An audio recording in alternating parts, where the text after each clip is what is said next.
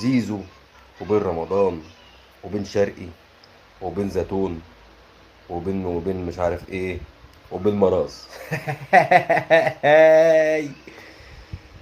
تحياتي لكل الناس، تحياتي لكل جماهير الاهلي، واحب اقول لكم ان مصر كلها عندها حزينه النهارده، وانا في غايه الحزن وغايه الاسى، وهارد لك للنادي الاهلي، وهارد لك لجماهير النادي الاهلي، وهارد لك هارد لك هارد لك يا جماعه. يعني انا زعلان جدا، زعلان جدا وحزين جدا.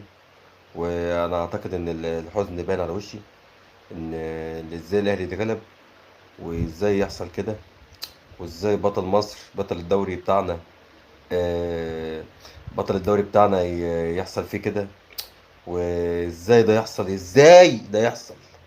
هي خلاص الفرخه كانت بيضها ولا ايه؟ الاهلي اتغلب. يا نهار اسود، مصر كلها بقت حزينه.